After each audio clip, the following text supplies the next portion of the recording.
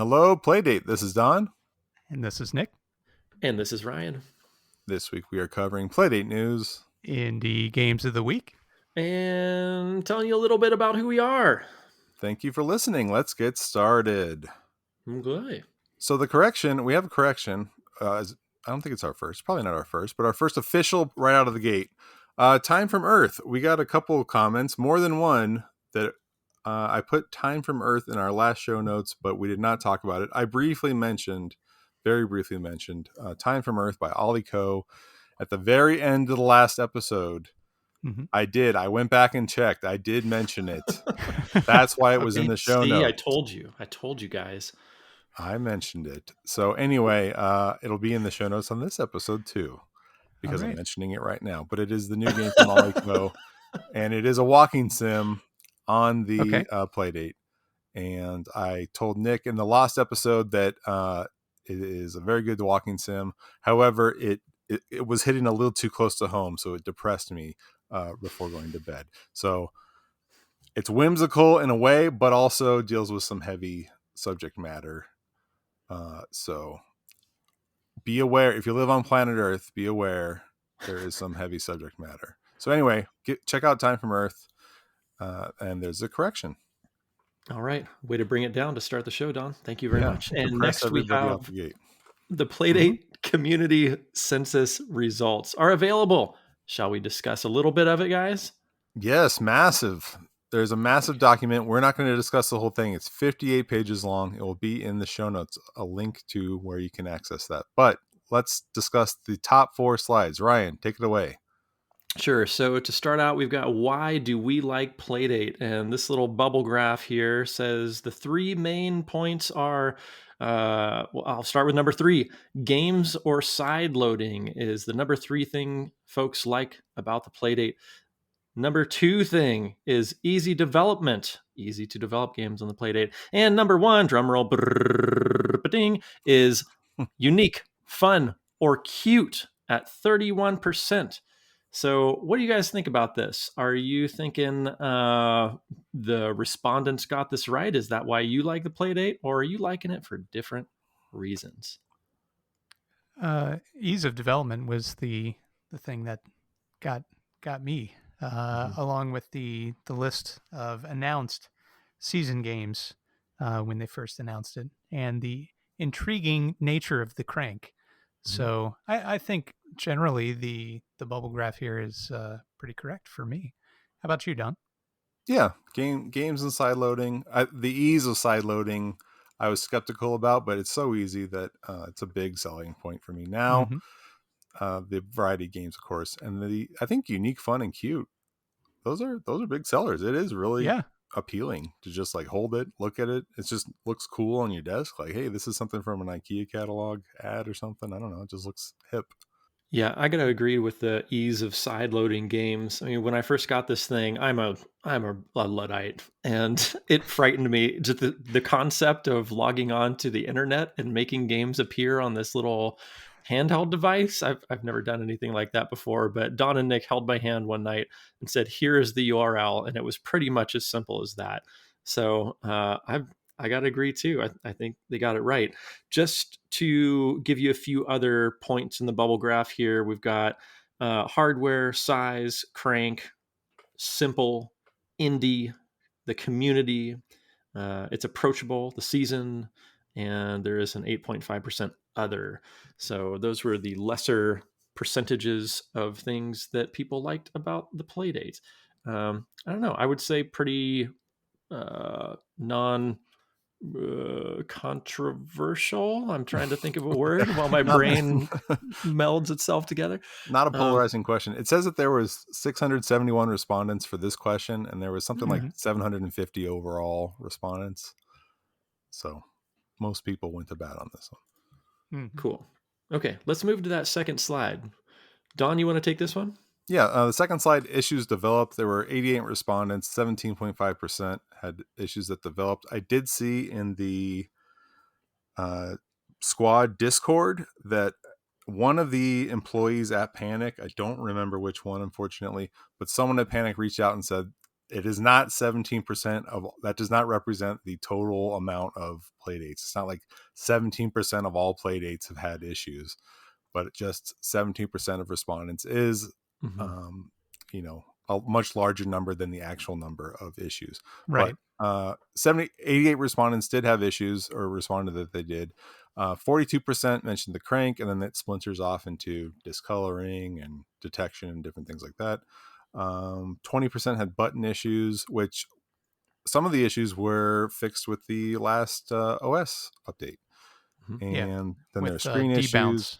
Yes, the debounce. Screen issues, other software, and case issues. So again, splinters off, lots of information here, but that does not represent the entire pool of playdates out there.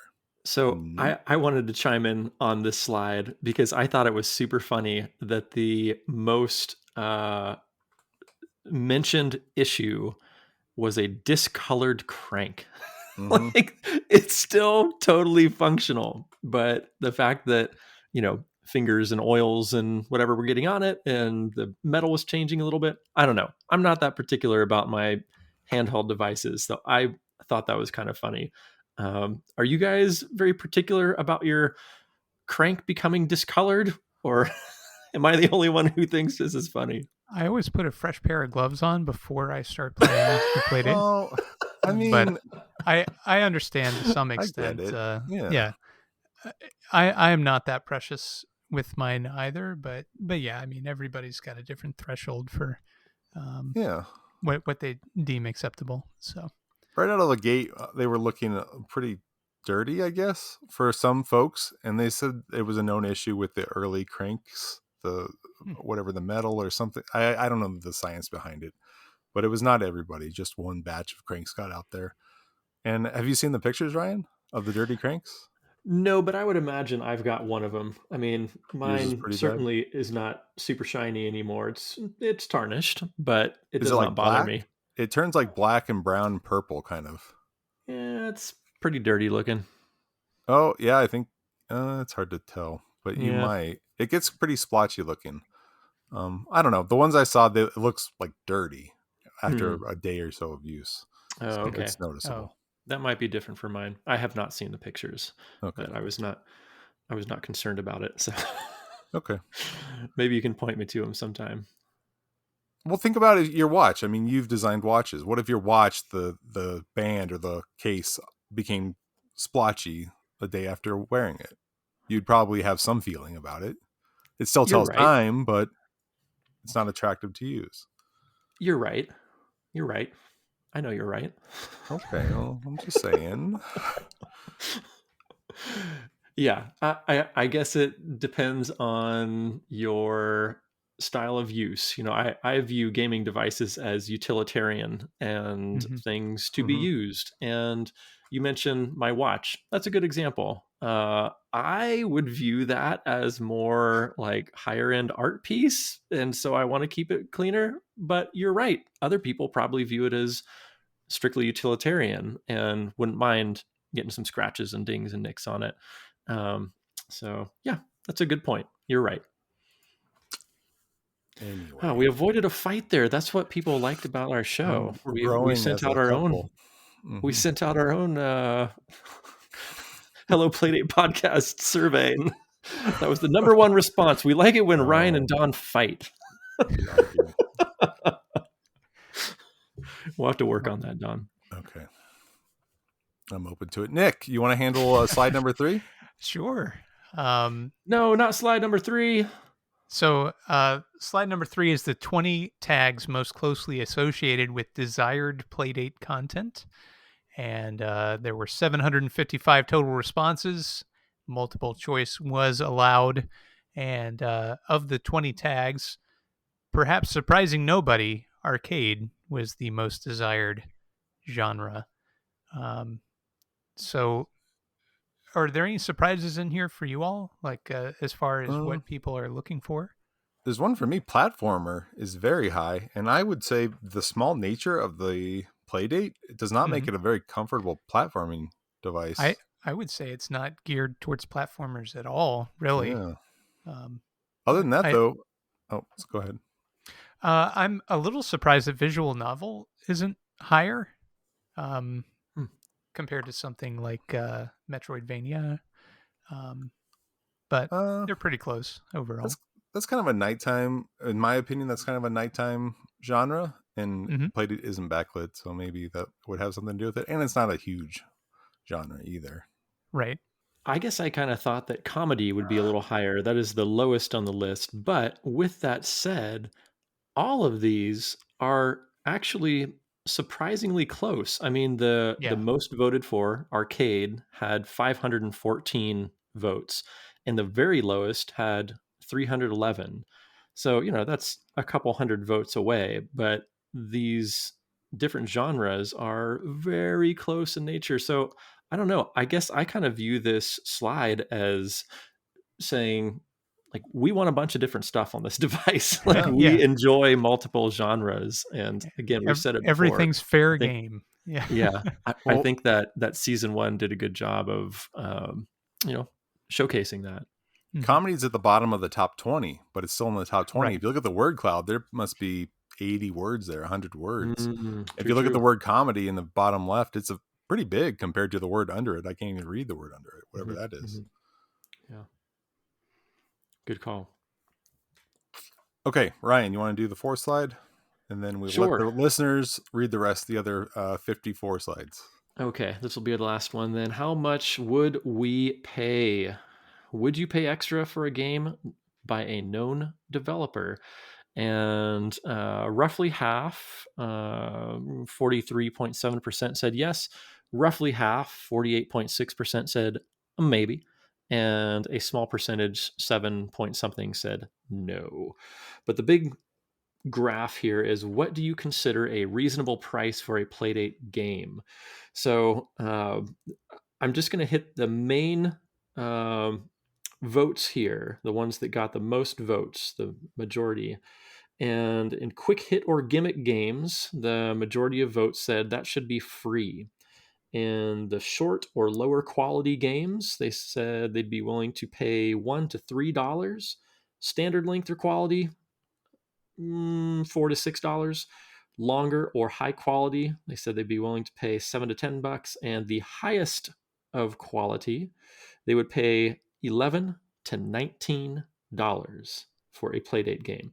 So when I read through this, I was curious about your guys' thoughts on what would you consider a highest quality game, and do we have one yet? Uh, I Don. guess it depends on what you consider a high quality game. I think I've mentioned to Nick, I definitely mentioned to Nick, I consider Robotron like a 10 out of 10 game, Mhm. but Robotron is a different game than Grand Theft Auto 5 or something, So, yeah, I don't know. Robotron would be a high quality game, but so would Grand Theft Auto. But they're two totally different things. Do we have a highest quality game? I would say yes, we do. We have several highest quality games. So, which games would you say are highest quality? And follow up question: would you pay $19 for them? Okay, well, showing my hand a little bit, Nick, I'm going to demand that you download Pocket Pets Okay. because let me pull it up. There's a little tiny, it's a Tamagotchi simulator, but there's a game in there that is inspired by Mega Man Battle Network, which I, Ooh. I am not familiar What? with, but I started playing it and I was like, this is amazing. Like, I've never played this game before, but I love this. Anyway, this whole game, though, feels very polished. And I would say, oh, this Mhm. is close to a top tier game, if not a top tier. But then if you look at the season games, there's a bunch. I would say Casual Birder's close. But then even something like Flipper Lifter, I would say is right there. Pick Pack Pup, I think we said. Omaze, I would say would be. Are they 60 hours long and have full speech and all kinds of other stuff? No, but they are still fulfilling exactly what they need to be. So we're getting into a much deeper conversation on what is a quality game. This is specifically about pricing, this slide, and so maybe we focus back on that. I was going to ask you guys, which did you answer that first question with? Would you pay extra for a game by a known developer? Do you remember what you answered? Nick, do you have a memory of this? I don't have a real strong feeling either way. I'd say maybe. It really just depends on the game for me. The monetization thing is really interesting to me as somebody who wants to develop Playdate games. It seems that, which shouldn't be a surprise, that the majority view the Playdate as a lower cost system as far as the games that are created for it. Partly, I think that's because season one it was free. It was included with the purchase of the Playdate, so there's no value associated with those games directly, which I think is a tough problem for monetizing any third-party game. Outside of what was pushed by Panic. So looking at the survey results, a quick hit or gimmick game might be really fun, or you might get a lot of enjoyment out of it. But if the majority expect for that experience to be free, even if it is very complex to develop, I don't necessarily feel that that's a uh, fair thing. And I'm speaking as somebody who wants to develop a game for it and obviously sell it.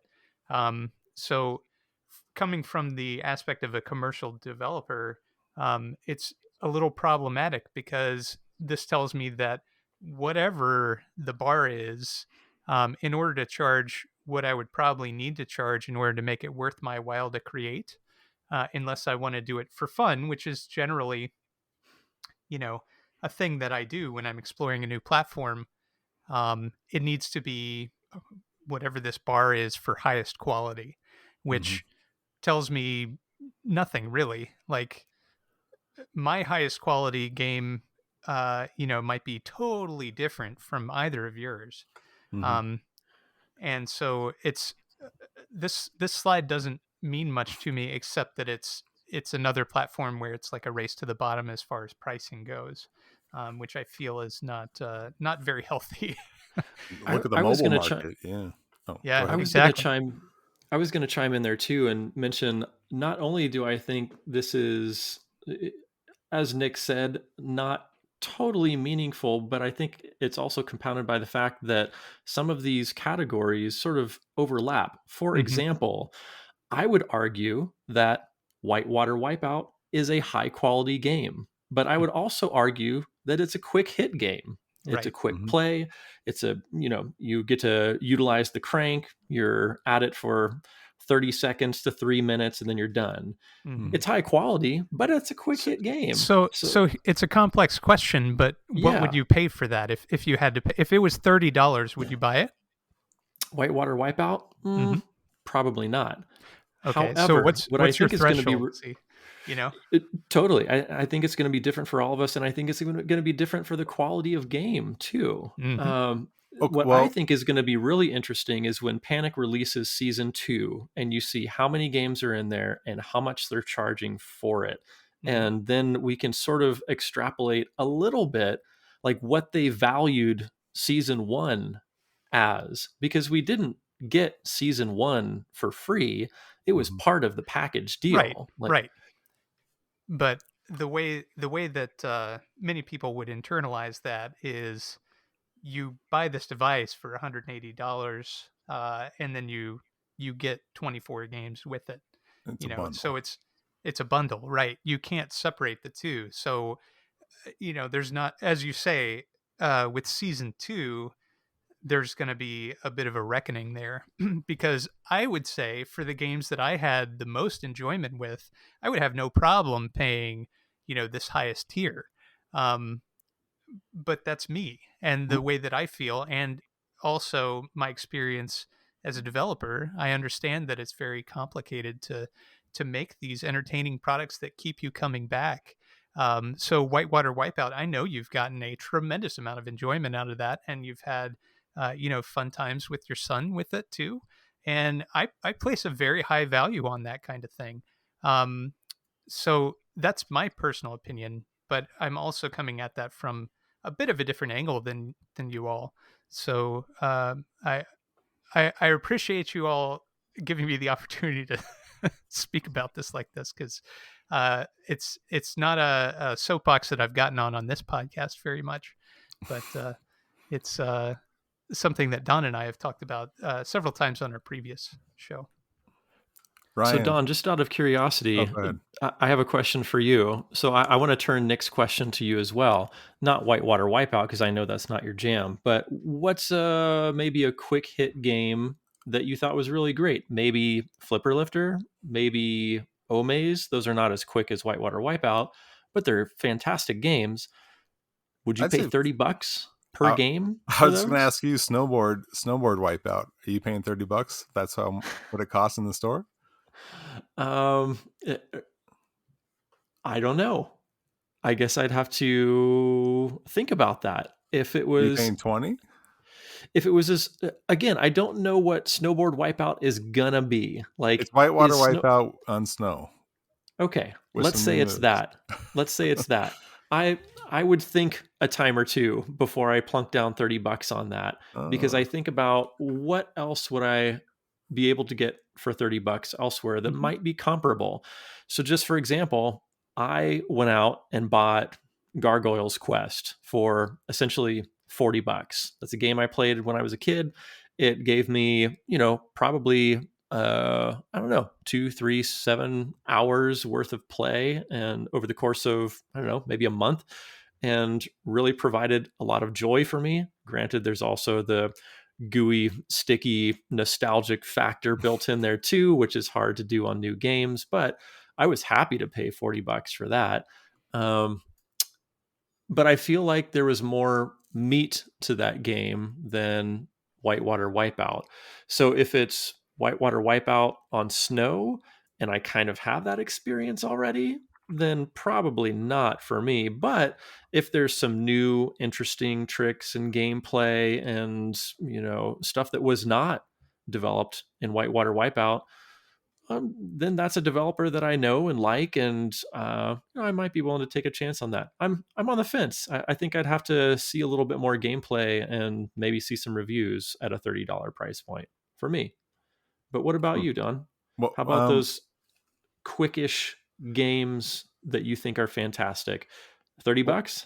adding on to your gargoyle thing, Gargoyle's Quest also has the physical aspect and the resale value. Mm-hmm. While snowboard Wipeout would not. True. Well, so I bought Curse to Golf the other day for $20 on the strength of Too High. I like golf and I like Too High, and I know that Whitewater's not for me, but I know I like Too High games. I have their carved snowboard game on my Quest, so I know they make good games. And so I hadn't read any reviews, I hadn't played it, but I bought Curse to Golf, came out last week on my Xbox. So to me, I was like, well, I know supporting them and liking a golf arcade game, this is probably going to be worth $20 worth of fun. So there was $20. Flipper Lifter, to me, I don't think I'd have a problem spending $10 or $12 on that. At 15, 30? I would probably look at reviews because I am not that into arcadey type games. Something like a Pick Pack Pup 2, I'd probably drop $20 without thinking about it. Where I'm at in my life with just buying random stuff, I'm not really buying anything over $20 right now.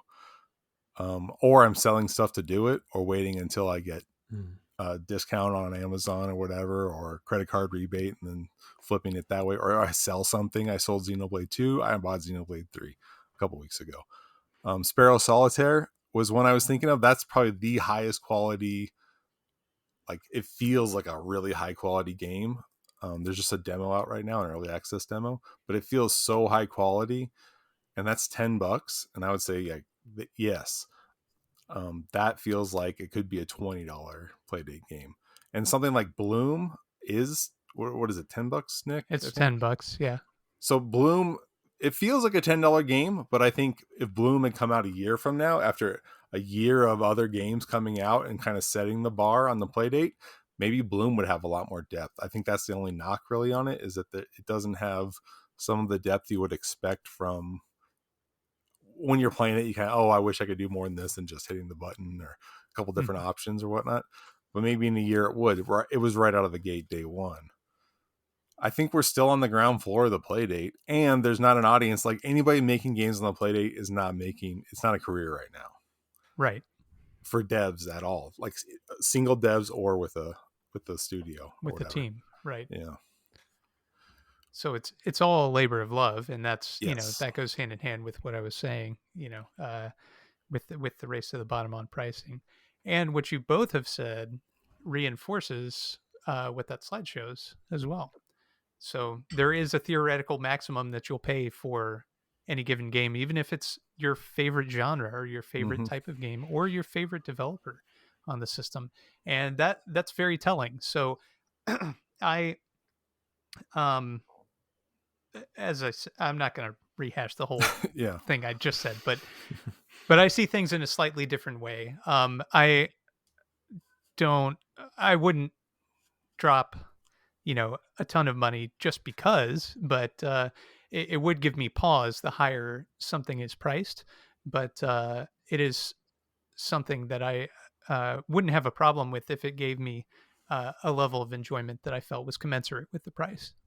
And at $1 or $2, that's, for me, that's a no-brainer if it's one of those things that provides hours of enjoyment, compared with something like a movie ticket or something that provides 2 hours of enjoyment maximum, pretty much, at 5 times the price. That's that's the value proposition is much higher on a Playdate game, the return for investment. So that's kind of the way that I see the cost of games. There's the Mario Golf conundrum too. $60 day one, not worth $60 day one. So. Right. Yeah. Well, for sure. And that's where reviews and critical press come in, right? Yes. Adds value. Yeah. All right. Okay. Well, I think we've beat this horse. Why don't we move on to some more news? Who wants to tell us about this one? Let's blow through news. Yeah. Well, this is a big thing too. We're releasing our podcast late. Thank you for joining us late, but we're doing so because there is a sideload bundle. This is a huge thing. A lot of people I've seen online just keep saying like, "Oh, the Playdate's okay, but I don't like the first week's 2 games. They don't speak to me. I wish there were more." And so it just kind of collected dust. And then I went back to it after months. I hear that on podcasts all the time. What? And so who are these people?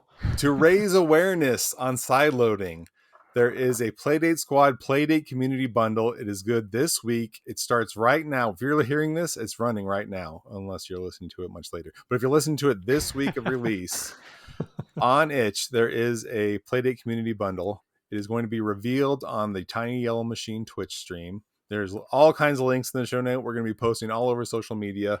But there are 13 great games. 13? A $64 value, maybe even more, because I think they were kind of sneaking in 1 or 2 games at the last second. I'm not 100% sure. But at least 13, $64 minimum value for $29, I think, or $29.99.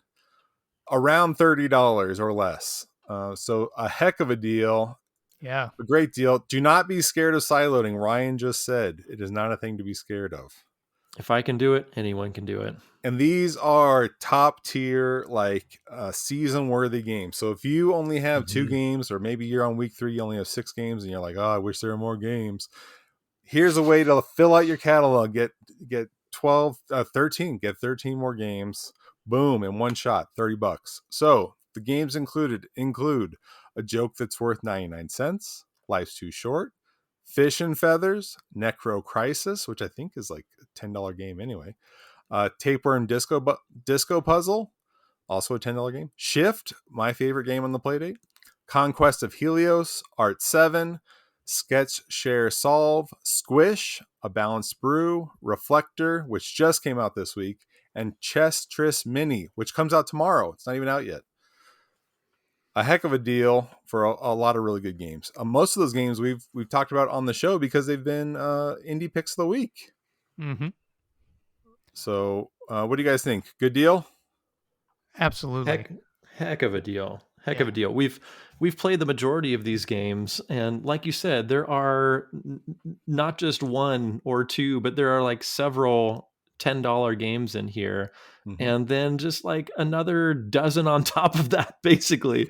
So I don't understand who is saying there are not enough games on Playdate, but boy howdy, here they are, and there's some good ones too. Yeah, if I didn't have most of these already, I'd be all over this. Yeah, same. Since the last podcast, we hit 250 games on itch for the Playdate. Wow. Goodness. Plenty to play. Do not be scared of sideloading. That's the whole point of this thing. Do not be scared. Get on there, get some great games, and get used to sideloading. It's super easy. Buy some more games after this. Then you too can become a Nick that downloads but doesn't play. No, then play them. Then play them. Don't be Nick. Don't be Nick.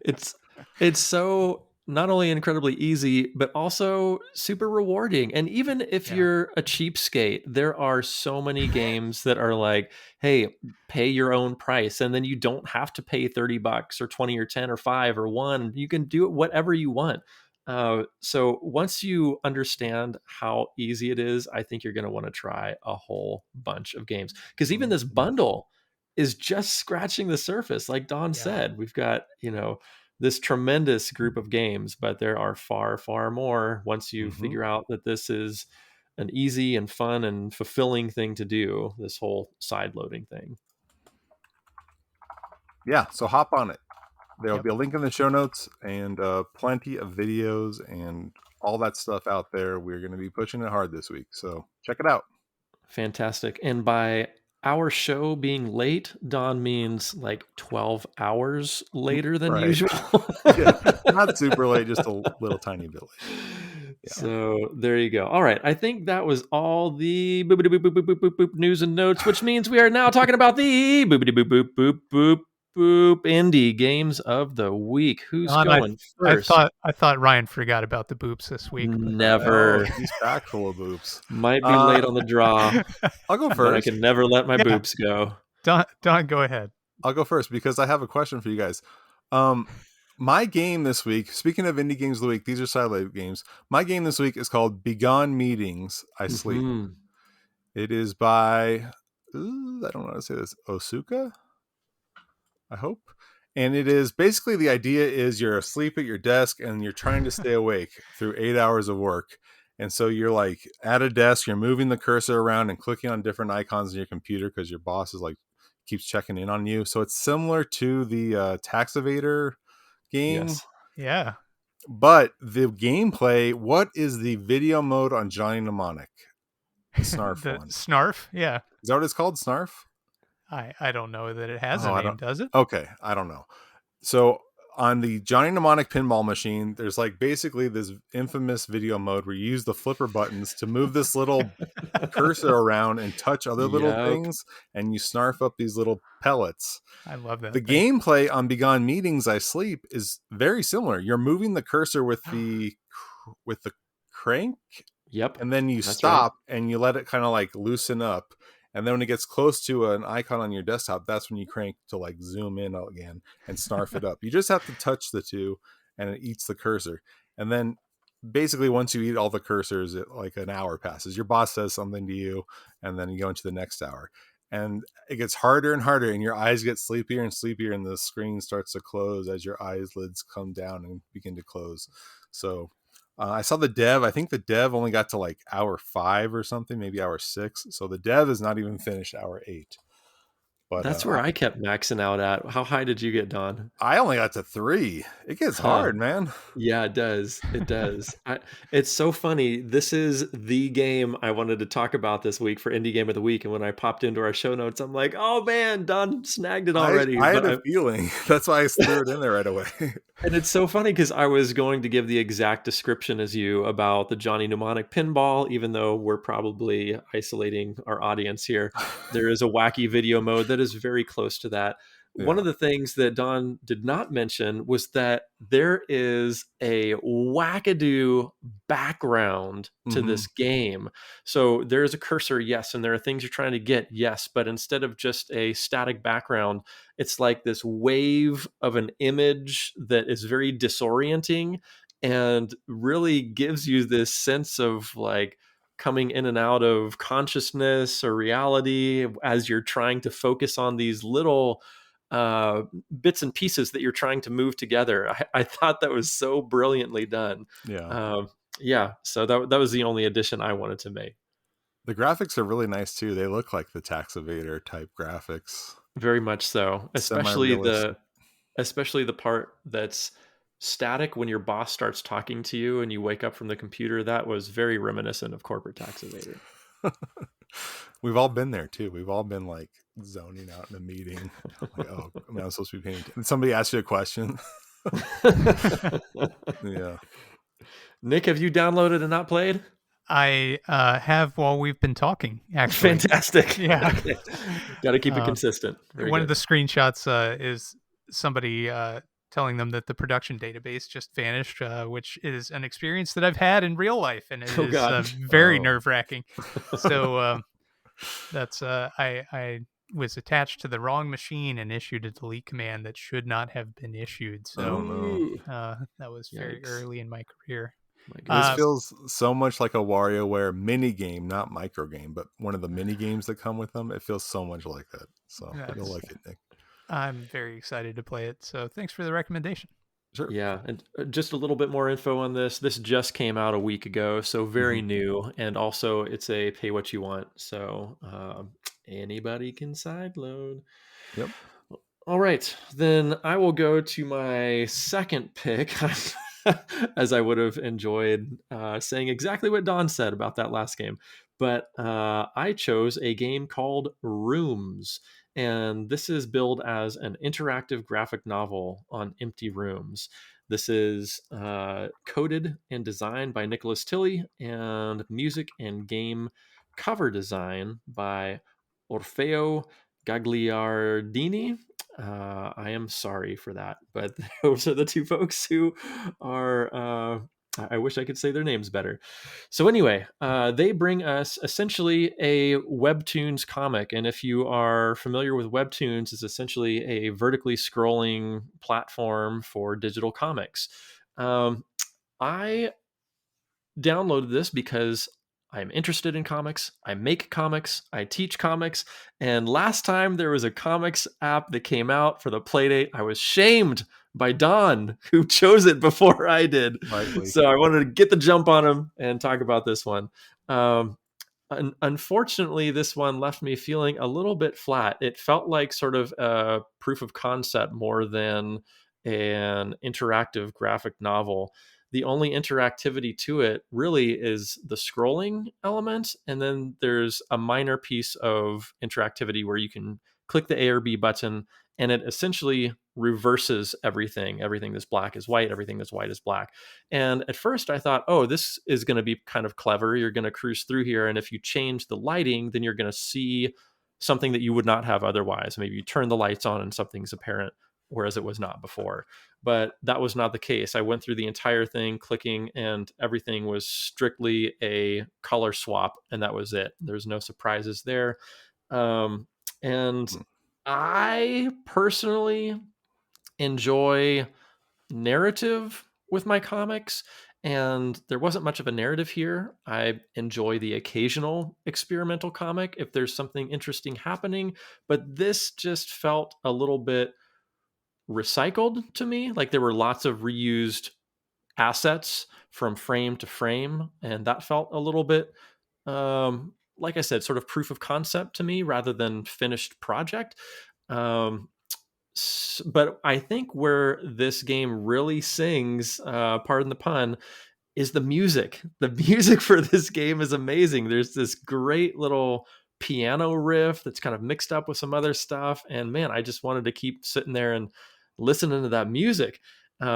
So yes, I think that there are possibilities here that could be explored, like the potential of revealing things with that light and dark element.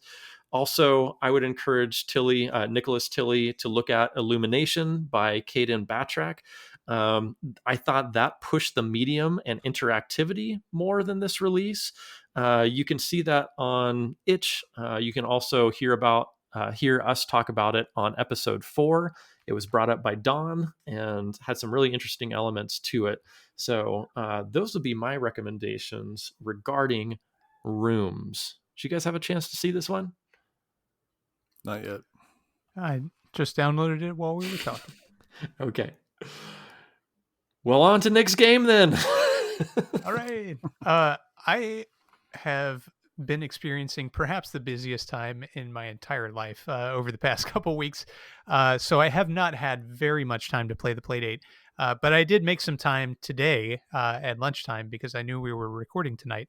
And I decided to play a pulp game that I downloaded very early into the Playdate's lifespan called Legend of Zolt. Have you all heard of this one?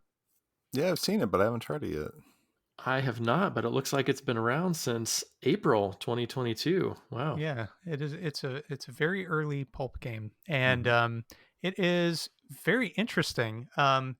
It was developed by a developer called UMSD1, who I believe is also in France, and this game is a Zelda style, if you couldn't tell from Legend of in the Mhm. title, Zelda style adventure game. There's essentially one large dungeon that you're crawling through. There are enemies. There's different little puzzles that involve spike traps or pushing boulders or flipping switches, those kind of things. And you're just navigating from room to room and trying to solve various puzzles. So it's pretty cool and pretty interesting. And I got really far into it. At least I feel like I was really far. And then it crashed. And Oh no. so I hopped onto itch because I was like, oh gosh, I hope that the dev is aware of that. Or I was checking to see if there was an updated version. There wasn't an updated version. However, it looks like somebody else reported the crash uh, in the same room that I was in. Hmm. So I'm not sure. I haven't played through the entire game again to get back there. Um, but I'm wondering if you get uh, the the sword item and you don't use it in the room that you receive it in, if the game will actually proceed as normal. I, of course, swung it around like a maniac, and that's when the game crashed. So I'm thinking, minor spoiler there, but you do get a sword, and if you get it and don't use it right away, maybe that's the trick. Um, or maybe there's just a hideous bug that the developer hadn't found. That had been reported about 110 days ago, according to Itch, and unfortunately, the developer hasn't had time to go in and patch that up. So, anyway, I enjoyed my time with it, but yeah, I was a little saddened that I couldn't complete it. Um, so So, Nick, you said you were kind of close to the end. I see here on the Legend of Zolt itch page that it says there are 12 rooms. mhm. Would you say you were I think I was on? on like 11 or Hmm, 10 or 11, so hmm, I was way into it. nice. Um, and this game is $1.50, um, but it's one of those pay what you want above $1.50. So $1.50 is the minimum. I like that the character looks like ET from the Atari 2600. Yeah, And he it's doesn't. Kind of all the pulp games, the characters look the same in my opinion, but very this one similar. definitely doesn't. Yeah, yeah. And there's a couple of ways that the game plays with your expectations, which I thought was pretty fun. So not Nice. all of the rooms behave in the same way. Um, Cool. and it's constantly throwing something new at you. So, if that sounds intriguing, it might be worth your $1.50 and your time. Just don't swing that sword. So I'm reading through the itch page here. It says project started April 11th, 2022, and I worked 91 hours on it, about 7 hours a day to get here using only Playdate Pulp. The game is almost finished. I am working on the boss fight, room 12. Hmm. So too bad Nudge that him. there hasn't been an update since then, I think. Or there were a few updates right at There the were beginning, updates it all looks in a like. week. Yeah. Yeah, Yeah. I think they Did were any of just. those address any of those issues? I haven't read any further. Uh, The looks like the most recent one said the game is almost complete. Finish room 9, finish room 7, made 7 new sounds. Still need to make the AI for the boss battle in room 12. Throw your Look for and podcast weight squash around. Get them to finish it. bugs. Yeah, consider this pressure, the warning. requirement to finish it now. I'm just kidding, but what is there? It was very enjoyable. So if you'd like a Zelda style adventure, and that's using pulp in a slightly different way than many other pulp games, might be worth a look. Looks really cool. I love this overhead dungeon crawler style game. Yeah, looks really fun. Cool. Cool. So, Ryan, Nick. Oh, we need some boops. Boopity boop boop boop boop. Who are we? Who are these people talking to you? So I was listening to Ryan's interview with Nick F on the Pro Tips a couple weeks ago, and Ryan asked more information about Nick F than we have ever shared about the three of us. And I was like, oh, I know more about this dude than any of our listeners know about us. And so when we've kind of talked about, oh, maybe someday we should mention who we are. So we've kind of dropped in little things here and there, but we thought, oh, maybe we'd give a little bit more of our background, where the podcast came from, etc. So we have a couple minutes here now, and we are going to do that today. Awesome. And I think we should start with you, Don, because really none of the three of us would know each other if it were not for you and your podcasting history. So can you tell us a little bit about where you started podcasting and what got you interested in it in the first place, and how that sort of led you to a number of different casts that you've done now? Yes, this is like my 8th or 9th podcast, but only none of them. Well, one of them was successful. The rest were not. So I've been podcasting since 2007. I did a movie podcast. We did 50 episodes. We did interviews and whatnot. I'm not going to mention it because I don't want people looking it up, but it got me. It got the wheels turning. Everybody likes to hear their own voice, and really that's all I want to do with podcasting, is I like getting my opinions out there. So in 2009, I think I started the pinball podcast with my friend Jeff, and there were not very many pinball podcasts at that time. I think there was only 3 or maybe 4, and they were not regular. So Jeff and we just met at a pinball show. I bought a pinball from a friend of his, and we had good SEO, the pinball podcast. You search pinball and podcast, you'd usually find us first. And so it was a fairly successful show. We did that for about 6 years. He still does it randomly, but I got depressed and quit at episode 100. So episode 100, we had a kind of final show, and Ryan was hired to make a poster for it. We had a kickoff show or a wrap-up party kind of thing in Vegas. I met Nick and Ryan there. Yeah. So I met them in person, and that was that. And then I was getting the podcast bug a couple years later. I didn't have anybody to talk to, so I started gaming on $10 a week. I wanted a discount. I wanted to talk about deals. I'm always hot on video game deals.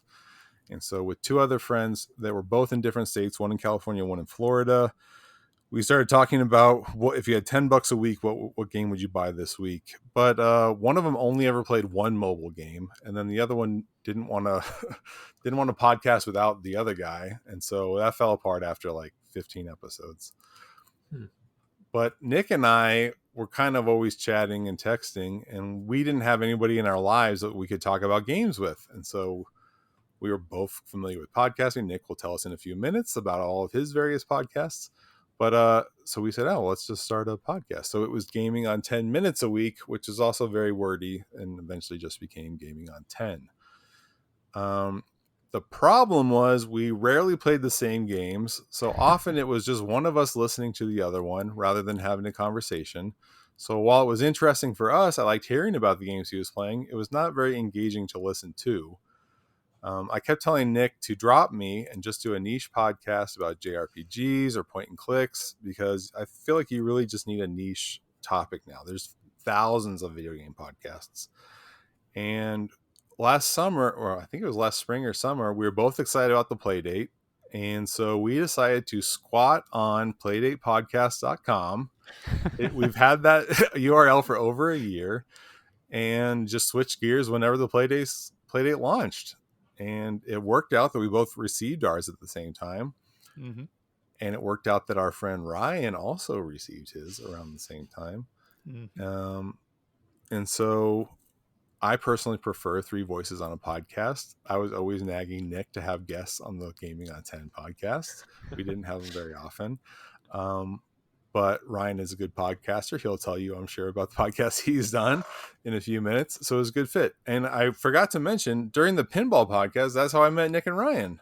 Mm-hmm. They are also pinball guys. And so Nick is really weird and sent us a threatening letter demanding that Twilight Zone pinball, one of the most complex pinball machines ever made, was not as complex as an old bingo machine, which is an insane thing to read. So it was very memorable, and we had to have him on the podcast, and he became a friend of the show. Easily one of our favorite guests. And Ryan is such a great artist. He'll talk about, I'm sure, that he's a very good comic artist, but he's such a good artist and he creates so much pinball art and whatnot. We were lucky to meet him and have him on the podcast as well, doing interviews and whatnot. So we became friends, and I don't know how you guys became friends together, but you guys are like BFFs over there. So anyway, that's my life story. I think I'm done with my half. I mean, we seriously have you to thank for all of our friendships here. Like, it was through the pinball podcast. And I remember, reaching out to Don and chatting, offhandedly about the pinball podcast here and there. And then this weirdo wrote in with this crazy claim about his bingo machine. Mm-hmm. And I remember thinking, that sounds so interesting. And I immediately wrote Don and said, can you please forward me this email? And he's like, oh yeah, here it is. And oh, by the way, the guy's starting to do like 87 podcasts a day. So here's that URL. And I started listening to Nick's podcast at the time and reached out to him. And, the rest is history. We, Nick and I decided to throw caution to the wind shortly after meeting online and say, hey, we should put both of our families into an Airbnb together and see how that goes. And surprisingly, it worked out. But yeah, Nick, that's sort of my side of the story. I don't know if you have a different side to all that. That's pretty much it, except that I'm the twice named weirdo. Eclectic, I wrote that. I guess we should say. There we go. Yeah, so I'm a pinball fanatic, and I wrote that letter that Don was talking about, and yeah, Don, you're the linchpin here. You've given us all a lot of joy over the years, both with your podcasts that you've done, but also with our friendship here. So Ryan and I, yeah, we got that real murder scenario going on with our first family vacation there, but it all worked out. Wow. And we've been doing stuff together ever since, and it's been just really wonderful to have met you both, and to be able to have this privilege to podcast together. So the podcast that Ryan mentioned that I did was called For Amusement Only, the EM and Bingo Pinball Podcast, which still, I think, has the title of longest pinball podcast title. Yeah, you didn't want me to say it? That's my favorite part of the show. Don, I would ask you to repeat that if you could. No chance. Okay. Not verbatim. So For Amusement Only, I'm a very technical person, but I also enjoy the evolution of technology. So For Amusement Only was an attempt to demystify electromechanical games and show how the gameplay is more complex and more enticing than it may seem at first, because it is so far removed from current gameplay. So obviously I hooked Ryan. He's the one. Um, and and the rest is history. And I've hired Ryan for a number of pinball related things as well. So because he's an excellent artist, and I love seeing your artwork in the world, Ryan. So um, I keep commissioning more and more, but um, it's really exciting to be able to work with both of you on these creative projects. It's really cool. So, Speaking of creative projects, can you tell us a little bit about some of the pinball machine projects you've made? I know there's about 1 million of them, but yeah, I think that might be interesting for folks to hear about. So I have done a number of hobby projects, and then I've started dipping my toe into commercial pinball as well. On the hobby side, initially I got the idea. I started repairing these bingo pinball machines, which are by far the most complex electromechanical games that have ever been made. And I love them. They are so cool and unique. And I've really never played anything that's quite like them. But they are gigantic, and they have a billion components which are rotating and clicking and fluctuating the entire time that you're playing them. So understanding them alone is a challenge, and that's part of that podcast that I mentioned, is demystifying that stuff. But the first time I worked on one, I said, if this could be replicated using a modern computer, I bet it would, the actual electromechanical components that you'd need would be very tiny. So the first homebrew kind of game or hobby game that I made was reverse engineering every production bingo pinball machine in a single cabinet, but with swappable playfields. So there's 11 different playfields with different playfield layouts. The vast majority of bingo pinballs use one standard layout, which kind of fed into this idea, is being able to play multiple games on a single playfield. It just makes sense, right? But reverse engineering these is far more complicated than you might imagine, even from this description, because every game has its own mechanical method of portioning and apportioning different advantages, player advantages, and the player advantages are vastly different between different games. So it was a really interesting engineering challenge to sit back and see if I could replicate an entire game, much less 142 of them, wire for wire, rivet for rivet, going off of the manuals and schematics for each game. But there's 4 different manufacturers represented in this game called the Multi Bingo, and I bring it to pinball shows and introduce people to the games as part of my bingo outreach project. Aside from For Amusement Only and the Multi Bingo, I also help to gather a group of bingo pinball aficionados into a single row at a pinball show called the White Rose Game Room Show. It's my favorite pinball show. And we call it Bingo Row. And I hired Ryan to do the artwork for Bingo Row. And so that's our official Bingo Row image. Ryan's also been hired.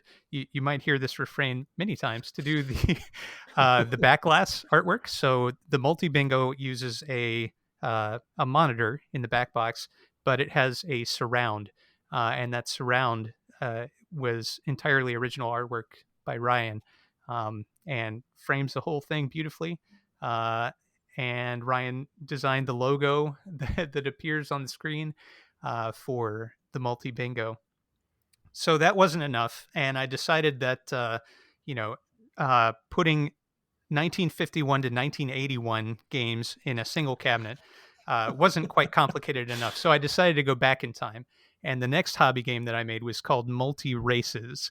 And Multi Races comprises a maximum of 64 different one-ball horse race games. They differ from the bingos in the bingos you have a minimum of 5 balls to accomplish your goals. In these one-ball horse race games, it's exactly what it sounds like. You get one shot and you're done. So each of these games builds upon the predecessor, and they increase in complexity from 1936 to 1952.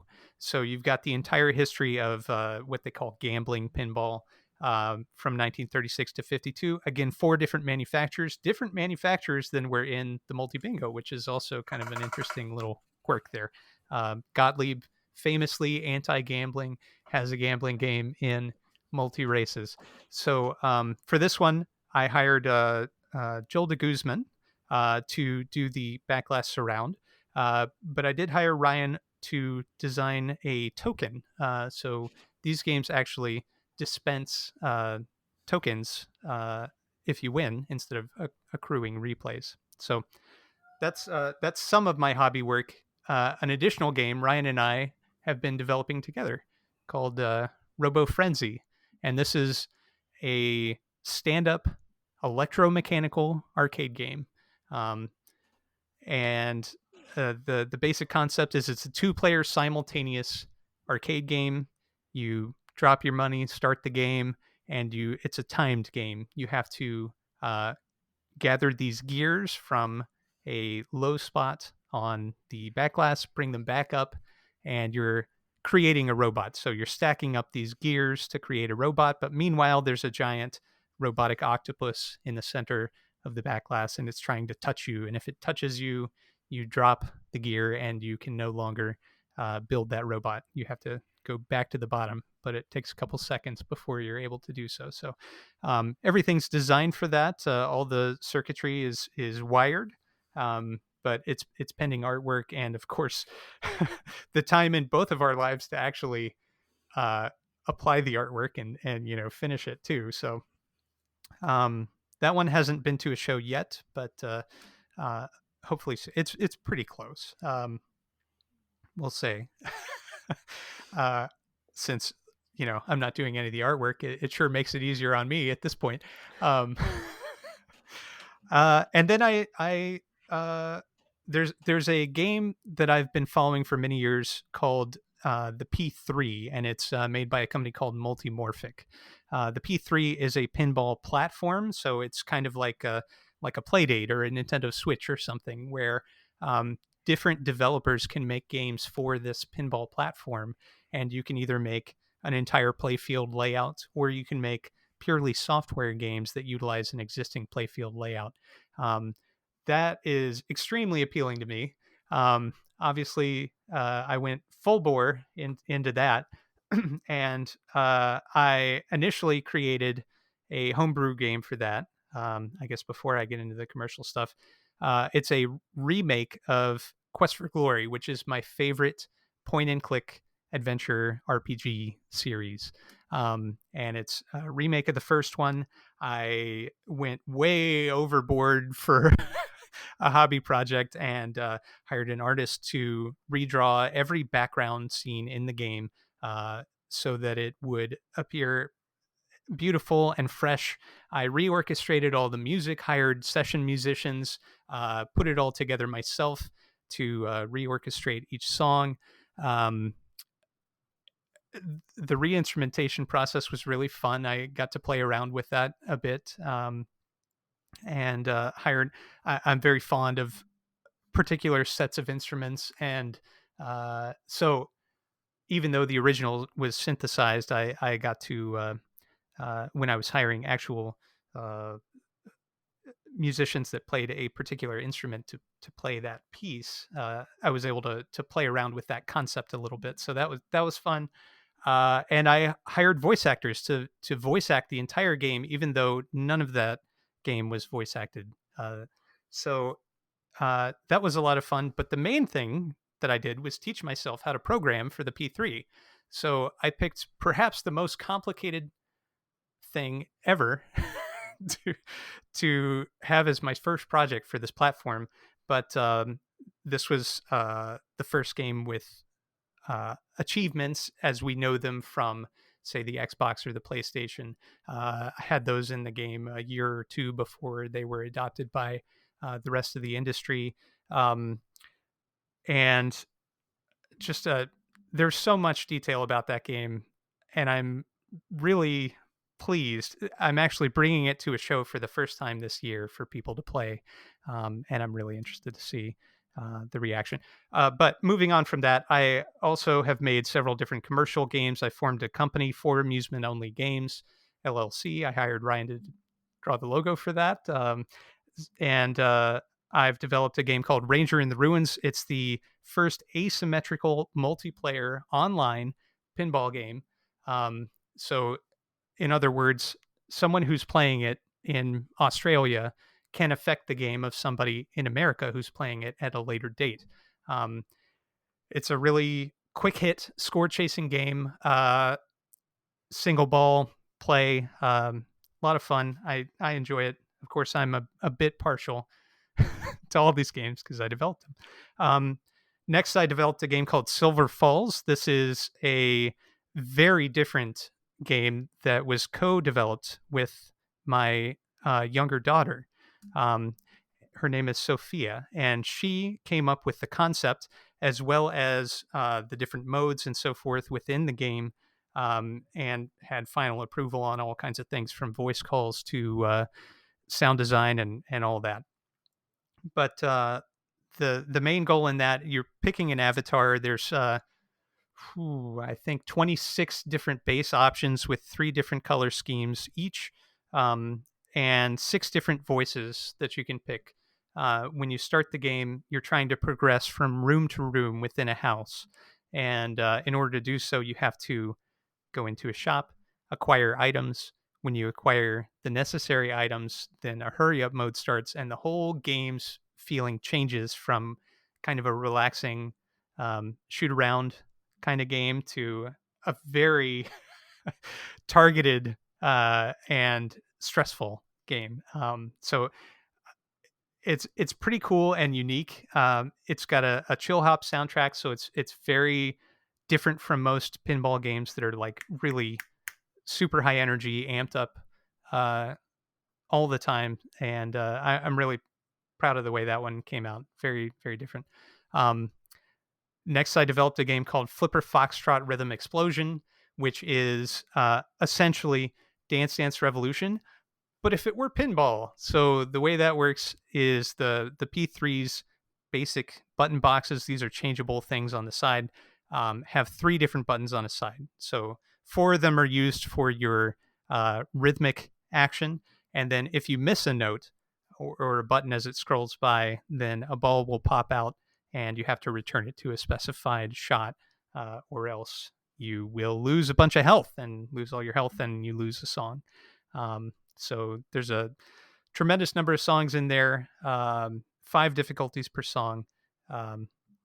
Another one that's very fun, but very targeted to me specifically. So I'm also excited to see the reaction to that one at a show, because I think it'll be fun to develop some competition around that.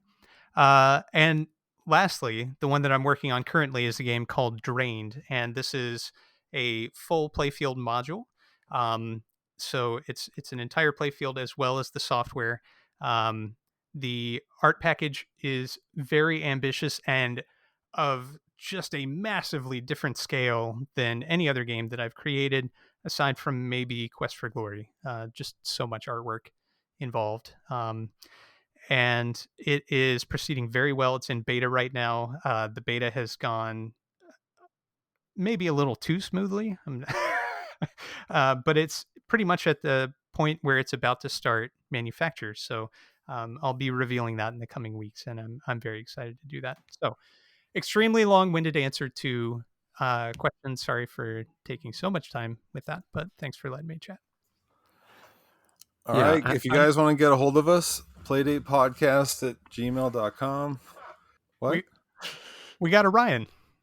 And we'll have to say that Ryan for next week.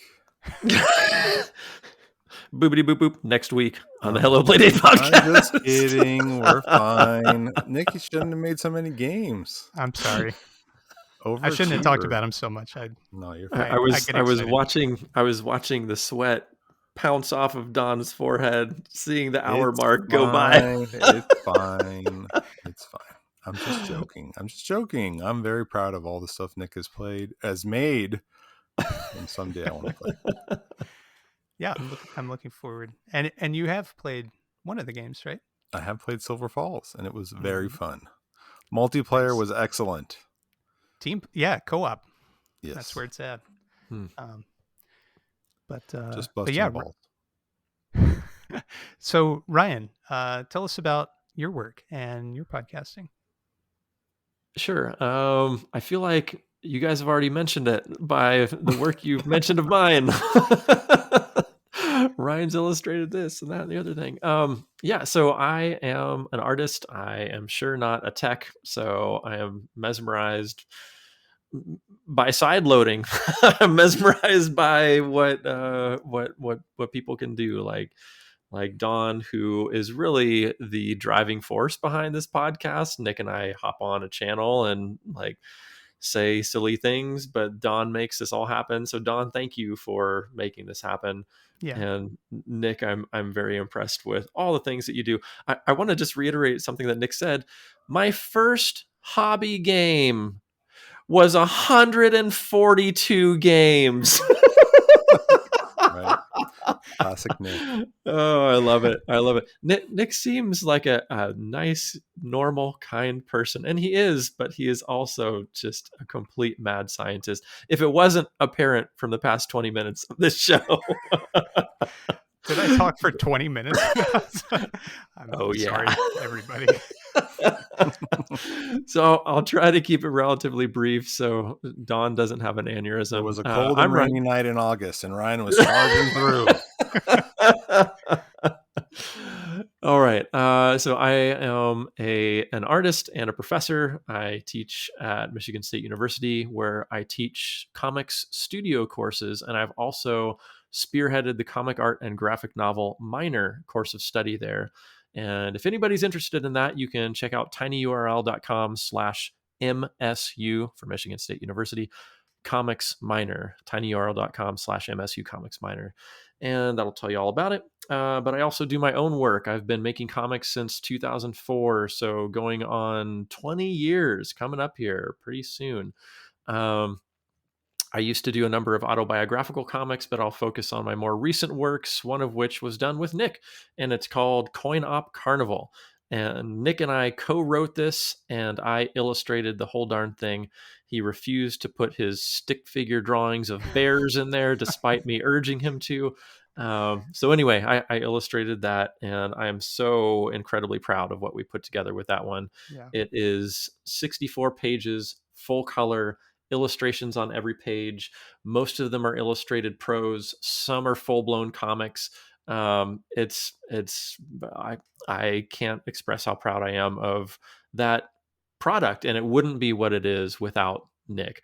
Sometimes I feel a little odd that I get I'm named as the person who did this thing, and yes, I illustrated it, but that would not be what it is without not only Nick's words but also input all along the way. For over 2 years we were working incredibly closely together on this and making it as historically accurate as unreasonably possible. We just did everything we possibly could. The publication I did after that is based on one of my grandfather's poems. It's called A Hunter's Tale, and it is a poem about empathy. And these two subjects in the poem are these seemingly very different folks, a hunter and his prey, and how they come to an unlikely understanding with one another. It's a poem that has resonated with me my entire life, and I've always wanted to make it visual in some way. And over the course of the pandemic and seeing our increasingly fractured and polarized world, I just felt like this is the time.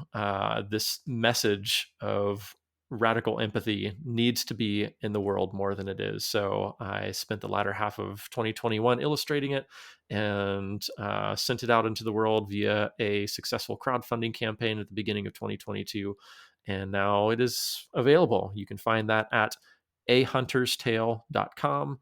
And you can find Coin Op Carnival at coinopcarnival.com, COINOP carnival.com. And you can find all of my comics work at elephanteater.com. And that's based on a saying that my dad used to tell me and my siblings when we were growing up. He'd say, well, it's like eating an elephant. You just do it one bite at a time, and before you know it, you're done. So I always think of that when I have big tasks in front of me, like making books, and just kind of keep me grounded and pay tribute to the pops too. So I am working on my next book right now, and it's probably going to be ready for release in, I'd guess, like a month and a half to 2 months or so. So before the end of 2022, you might hear me mention a new crowdfunding campaign for my next book that's going to be called Mirror Drawings. And maybe I'll talk more about that at a later date, since we're pushing the time. So thank you for letting me talk about some stuff I do too. We're already late. You can talk about it now. I'm not sure what else to say at this point. It's Okay. I don't know. Yeah. You can sell it. Well, you here's the teaser. You can talk about it more at a later date then. Okay, sounds good. Cool. Is that it? Is that I think that's it. That's the out. Okay. Well, wow. Okay. I feel like we're going into the second part too. Oh, the door just opened. All right. Well, I hope that answered all of your questions about who we are. If you have any questions about being a projectionist, I was one of those for a while as well. I'm a little disappointed. Ryan, both of you didn't mention the video game podcasts you've done in the past that are relevant to this video game podcast we're doing. Oh yeah. Oh yeah. I mean, that would be like. There's also that one. That's what I didn't expect. All the stuff you did mention, but so Nick did a podcast called was it Virtually Human, the Virtual Boy Game by Game podcast. Yes. So that went through every game in the Virtual Boy's North American library. Where I talked about it, used audio and discussed information from the manual for each game. That was a lot of fun. And at first, my older daughter was joining me, and eventually she was like, I don't feel like doing this on your schedule. Dad. It's like, okay. That appeals to niche video game stuff like the Playdate audience. People would love to hear about that. Virtual Boy is much maligned, and I'm actually a pretty big fan. Yeah. We'll put a link in the show notes. People can listen to the whole catalog. Yeah. There's a lot of gold on that system for the 14 games that they released in North America. 14 classics. There we go. And Gaming on 10, of course, has 190 episodes for your listening enjoyment. Yeah, we didn't quite make it to 200. The Playdate should have waited another 10 weeks. And we I know. I sent an email to Panic, but Thank you. And then Ryan did a handheld video game podcast that he did not mention. True. I was trying to cram all the art stuff in as fast as I could. I felt pressed for time, but yeah, I've done some podcasting and audio work and radio stuff in my past. But the handheld gaming one Don is mentioning is called the Game and Cast Podcast. I have Don to thank for that title. I still think that's the most brilliant name for a Game & Watch podcast. And I talked about more than Nintendo gaming and Game & Watch systems. I also talked about some off-brand stuff as well, in addition to interviewing folks who are in the retro handheld gaming community. It was a lot of fun. I did an 8-episode season, and from the very start, I said it was going to be done after 8. And that was true. But I'm very proud of that podcast as well, because a lot of research went into talking about some of those games and documenting them and their history, and sort of making modern price comparisons and what these things were going for at the time. And, chalking those show notes full of imagery and occasionally videos as well. And yeah, so if you want to find that, you can go to gameandcast.com and you can find those 8 episodes there.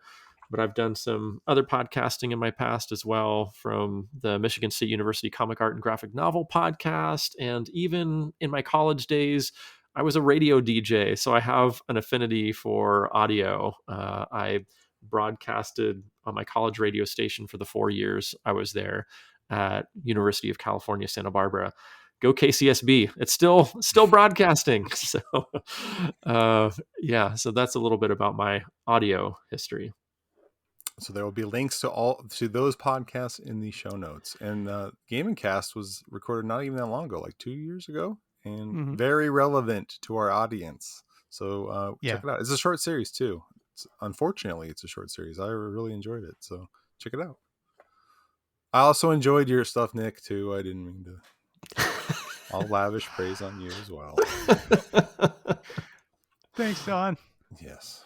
Well, thank you, gentlemen, for this adventure on the Playdate podcast. Yeah. And to Krista Mergen, we're squatting on your URL. If you want it, you're welcome to it. I've always felt a little guilty. We didn't know there was going to be an official Playdate podcast. Yeah. That was not part of our discussion. No, we wouldn't have done that. We're not that kind of folks. But I'll have to mention that to her. I was just about to send her an email asking her for some permissions, but yeah, maybe I'll mention that to her. Yeah, of course. They probably have some fancy URL anyway, like play.date.pod.cast or something cool. Anyway, well, thank you guys. Thank you all for listening to Now You Know Our Life Story, and we are happy to you welcomed us into your ears. Playdatepodcast.com is our URL, and Hello PD Podcast on Twitter. Thank you to the new folks joining us in Discord. There's been a lot of folks on Instagram, and a lot of folks on Twitter, just people joining us from all over. So thank you to all the new folks hopping on board. Welcome, and we'll everybody. Catch you in 2 weeks with some topic we don't know yet. Something fun, but new indie hits, all the latest indie hits that we can recommend to you to sideload. And Get on that news. bundle. Get on that bundle. You guys are going to be having so much fun with that bundle. It's going up live right now. Right now. Go click buy the bundle. All right. Goodbye. Speaking of bye-bye. Oh, I like that. Ryan. Bye, everybody. Clever. Bye.